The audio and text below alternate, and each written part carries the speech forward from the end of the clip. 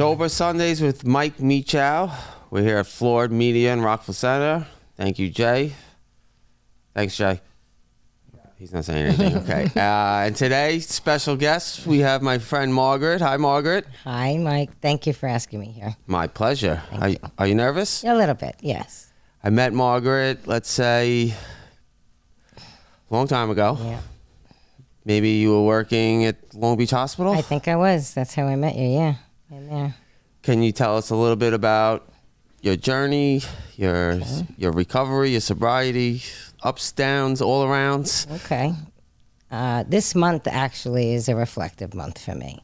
It's not my anniversary month anymore, but in 2007, May 29th was when I would say I surrendered, you know, and I was, it had a lot to do with my daughter.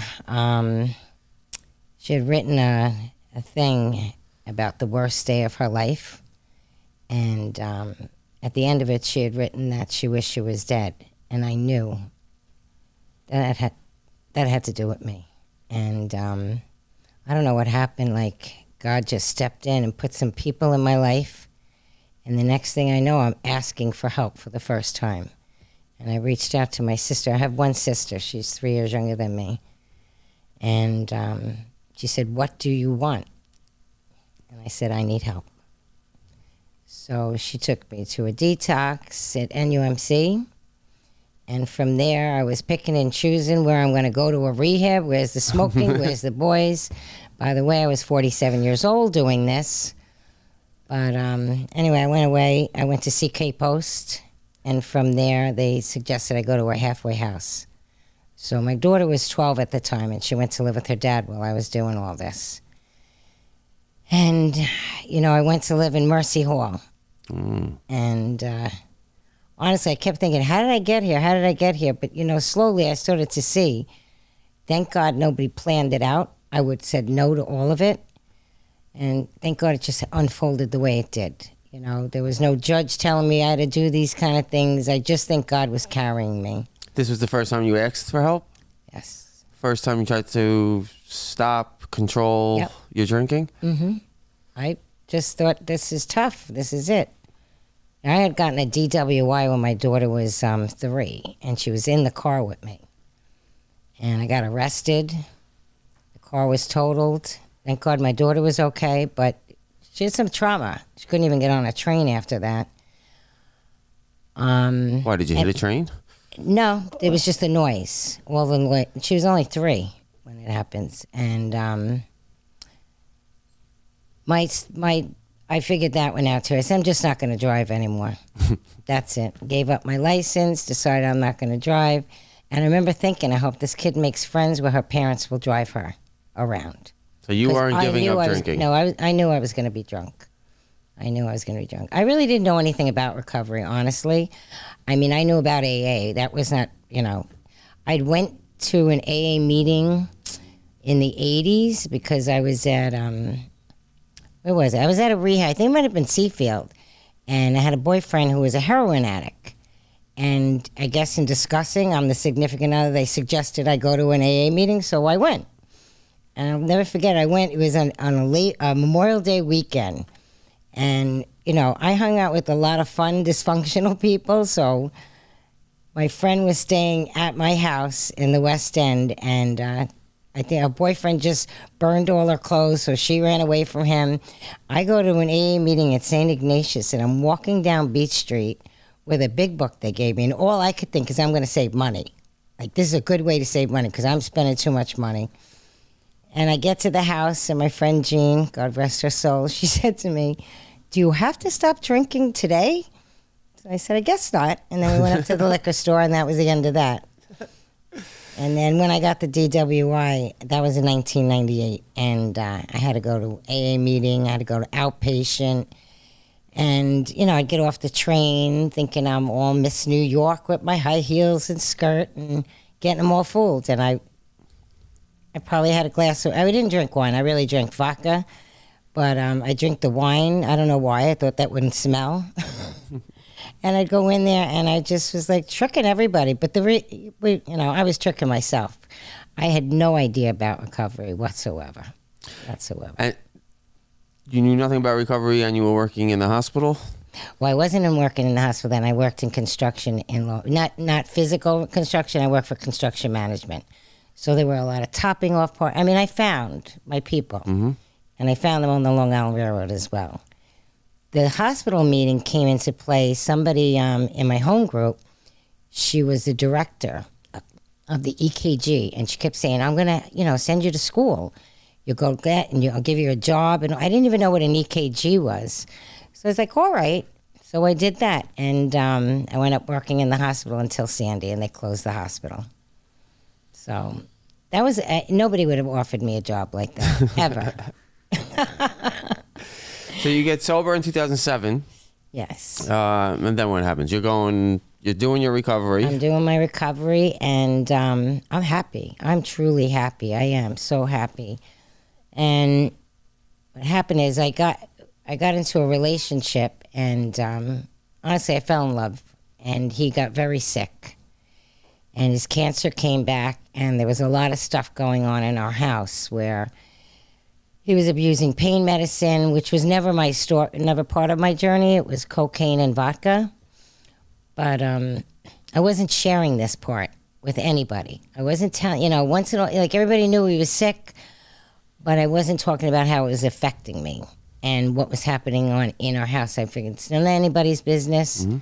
And eventually I had surgery too. I had gotten colon cancer. So they prescribed the pain pills for me, but that wasn't it, like he took them. And then for some reason, there were so many of them around, and I was running around, my daughter with school, running around to doctors with him. And I think what the problem is, I never shared any of this with my sponsor or anybody in my support group at all. I call them my friends. They were my friends. And everybody, my family, my sister, they were all thinking I'm just, wow, she's handling all of this. And I was actually stealing his pain medication. How long did that go on for? About 2 years. Yeah, I'm going to say it was about 2 years. It was hard for me to figure out when. And I celebrated, and then right when I celebrated my 5th year, and he was dying, and I had to put him in hospice. And I knew, where am I going to get these pills from? Like, I knew what a yet was, and that scared the hell out of me. So I wasn't going to tell anybody. Nope. My ego is like huge now because there's no God in my life here. I'm running all this show with these pills. So I went to a doctor, and I tell him my problem. I heard about this Suboxone, but I also heard that was a problem too. Thank God for people sharing this kind of stuff in my home group, because I could have gotten in trouble with that as well. But I go in, and he says, you have 1 day back. I was like, oh. The doctor told you this? Yes. He's in recovery. Oh. So there was no nobility in this, coming out. But the next, that night, somebody came over to my house, a friend of mine, Regina, and she took all the pills and everything, cleaned out all of his medications, because he's in hospice now. And I went down to my home group, which is Early Risers, and I raised my hand, and I said, my name is Margaret, and I have 1 day back. And it was brutal for me. Like, I really, really pushed. When I first got here, I had went up to St. Mary's Church on this May day, and I was in the garden there asking God to help me. And it wasn't to stop drinking, because I'm super sick here. But he put people in my life, and Billy was one of them. And there was hope. Like, I saw something. When we talk about the power of attraction, that's what I saw. He was good looking, but it was the way he was happy, and he was going through all these medical issues back then too. And I was like, this isn't what I'm thinking. Like, this is different. He was happy, and he was funny, and he was doing stuff, and he wasn't drinking and drugging. And I wanted that. And that's when I started going away and stuff. But with the pill thing, I took that Suboxone, and then I started slowly weaning myself off. And I had to go see, a psychiatrist to get the prescription. Mm-hmm. I got afraid.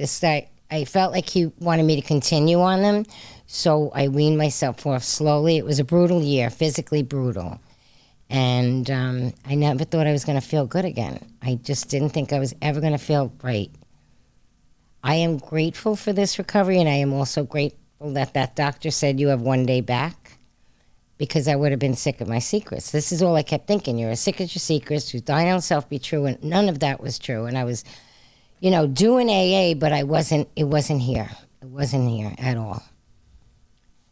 So today, because I have that experience, I know I can help other people. And I know when somebody's like full of baloney, like they'll say, oh, they think I look high. And I'm like, well, you do. Well, I don't feel it. Wrong answer. But I feel I can help others more now that I'm being honest. And this is the most honest recovery I've had. My new sober date is now July 13th. And this year I get to celebrate 11 years of recovery where I don't hold back now.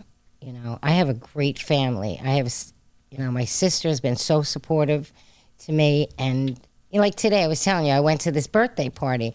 I couldn't even make this is my my niece's son.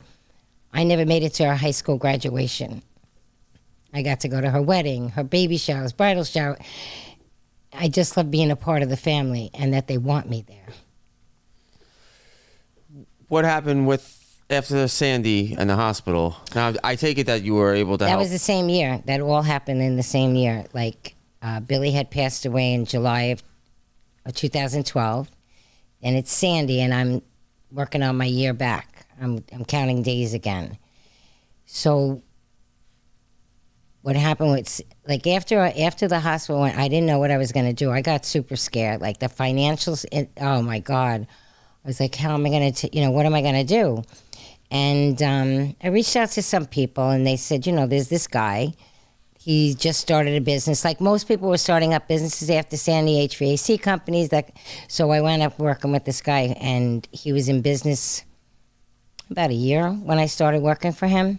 And I've been working for him ever since. Now he's got this huge business, and that's another thing. Like, I mean, I couldn't make 2 weeks without taking at least 1 day off. So, now if I'm taking off, it's the truth. I'm taking off for a reason. I get to go on vacations. I have great friends in recovery too. Like, so supportive. Now, were they supportive, the friends, the sober support? Do you feel like they were judging? Were they supportive of you? No, not at all. Not at all. Especially my home group. They were just like, don't beat yourself up.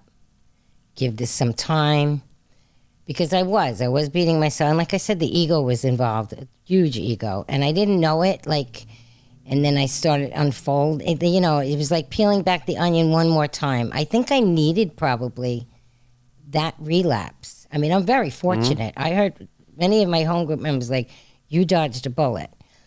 I remember going to therapy at Reach, and the guy was just like, I can't believe you didn't drink. I can't believe you didn't drink. And I kept saying, what's the big deal? And I thought about it. I was like, I'm really lucky I didn't drink. Like, or worse. Worse. It was gonna get ugly. And like I said, if I didn't have my daughter when I first got here, when I initially surrendered, I don't know that I'd be sitting here. I really don't. And when I got pregnant with her, I was so scared. Like, how am I not going to drink during the pregnancy? And I failed a couple of times. And I was terrified of that. And now I have this baby, and I didn't know what I was doing. I really had no clue. I had no coping skills whatsoever. But that was the moment when I knew. I said, this kid is screwed if I don't do something. I mean, I can't talk about anybody else involved in this, but for me as her mother, I knew the kid was screwed if I didn't do something. And how old is your daughter now? Oh, she's going to be 28 in July. Wow. Yeah. So what's this relationship like? Our relationship today is good. It's really good. I mean, if you caught me last Tuesday with it, it wouldn't have been so good. That pause button, I didn't use it. I didn't do anything. I just went on the attack. But we do have an open relationship, very loving. I don't know, I remember when she was in high school, she shared with me that she was gay. So I remember sponsoring a woman who told me her experience with her parents, and it was terrible. And I was like, I just want to be present and tell her, you have my full-on support. And this has changed, but now she has a boyfriend, and she's very happy, and she's very mature. Like, and over the years, I hear the language of the heart coming out of her mouth, and I know that's because of Alcoholics. Obviously, the things that the way I speak to her and the way we convey messages, it's all from Alcoholics Anonymous. The Alcoholics Anonymous helped me raise my daughter. I wanted to ask you about the growing up part, the being the mother, Yes. the friendships, with all that recovery that you have, and all the support around you. It's got to be. It's.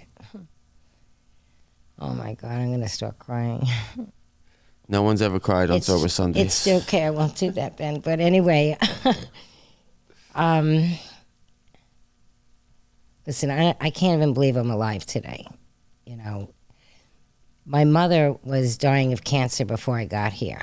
And so when I was about to have 3 years of sobriety, it was May 5th, she passed away. But she said, call Margaret to come get me. Nobody was calling Margaret. I gave her a gift to be sober. Mm-hmm. I put my mother, my sister through hell, and my sister's family. I mean, I didn't show up for things. I wasn't there. That was a huge gift for me. When I heard her husband she said to call you. And I got to be with her the night that she passed, and I could tell her, it's okay, you can go. Because I felt like she was holding on.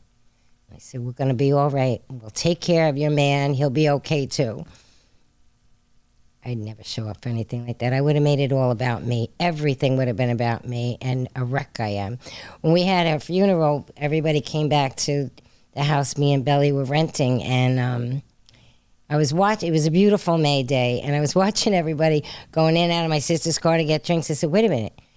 You can do that here. You can sit on our porch and drink. Just do me a favor and take it home with you. And even I was shocked by this, like, the enormity of what I was saying. I wasn't afraid of the drink, but I don't need it to stay in my house either. And then I got to take a rest, too. I wanted to ask you, because of where you live, there's a lot of bars, a lot of drinking. Yes. Does that make it more difficult for someone to get sober? No, absolutely not. Not in my case. I always had God in my life as I was a kid. My father died. It was very scary. We were little, and I remember thinking, oh my God, what if something happens to my mother? It was immortality. And I used to go into the church. I'd go to Mass, but this would be on my own, and I would get that ease and comfort. Like, I would feel better, like he's going to take care of us. And I talked to my dad, too. Mm-hmm. And that went to the side once I started drinking. So when I come back to God, and my sponsor's always telling me that in the worst of times, that's when God wants you to seek them. So I hadn't lived in the West End for a really long time, and my mother left her house to me and my sister, which is in the West End. And I was perfectly fine with moving there. I just felt like, my sister and I worked it out where I could buy her out at a nice deal. Like, these are things that nobody was going to do. They weren't going to put me in a house because God knows I'd burn it down or something, And I get to live there, and I feel her presence. There's so much gratitude that I have, Mike. I can't even explain it to you. Like, I never felt like I did this. I just asked for help.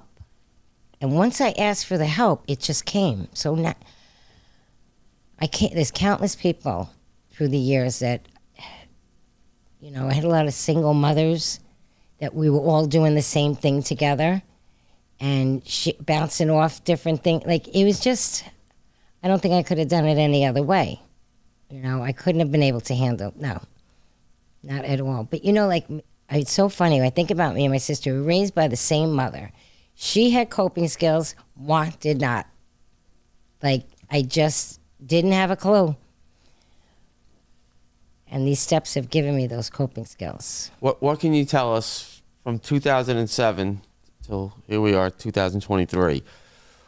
You've been so engaged and involved in your recovery program. What, if you could wrap up, like, what you take away or what it's done for you? Oh, okay. So what it's done for me is, actually what I see it's done for others. If, if I can help somebody else and I see that light coming back in their eyes, like I remember thinking I wanted to spray it on somebody, this good feeling. But that would be cheating the person. It's this journey to get each day. And I know I'm still growing. Like I fall short so many times. I really do. Like I forget. I'm driving in traffic, but I'm going to a job that I can work at. I forget these things, that I get to do all the things I get to do today. But honestly, the people who love me can depend on me. I'll tell you, my sister gave me this Tupperware thing after Easter, and it was all glass, and it was a really good piece.